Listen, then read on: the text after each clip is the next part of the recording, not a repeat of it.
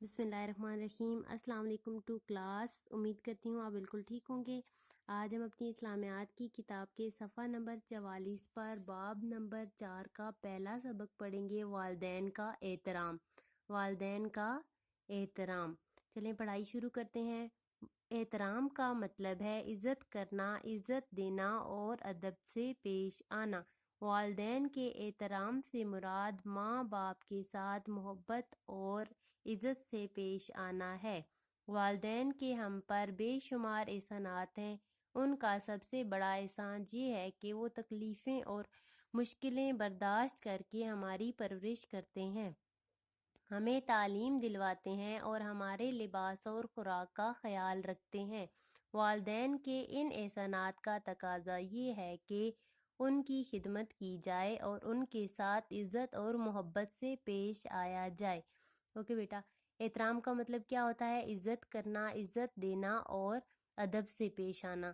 تو والدین کے احترام سے مراد یہ ہے کہ امی اور ابو یعنی آپ کے ماں باپ جو ہیں ان کے ساتھ محبت اور عزت کے ساتھ پیش آنا اور ان کا احترام کرنا، ان کا خیال رکھنا۔ جیسے ہمارے امی ابو ہمارا بہت زیادہ خیال کرتے ہیں، وہ اپنی بہت ساری خواہشوں کو قربان کر کے ہماری خوشیوں کے لیے بہت زیادہ تکلیفیں اور مشکلیں برداشت کرتے ہیں، ہمیں تعلیم دلواتے ہیں، ہمارے لباس اور خوراک کا خیال رکھتے ہیں۔ تو ہمیں بھی ان کی خدمت کرنی چاہیے اور ان کی عزت کرنی چاہیے۔ آگے دیکھیں، اسلام میں والدین کا مقام بہت بلند ہے۔ اللہ تعالیٰ نے قرآن مجید میں بار بار والدین کا احترام کرنے کی تاکید فرمائی ہے۔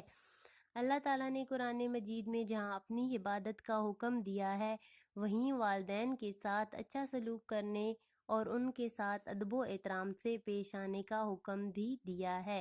ماں باپ سے اچھا سلوک کرنا بہت بڑی نیکی ہے۔ آپ نے یہاں تک اس سبق کی پڑھائی کرنی ہے۔ یعنی اب دوسرا پیراگراف دیکھیے، اس میں وہ کیا بول رہے ہیں کہ اسلام میں والدین کا بہت بلند مقام ہے۔ اللہ تعالیٰ نے قرآن مجید میں والدین کا احترام کرنے کی تاکید جو ہے وہ بار بار فرمائی ہے۔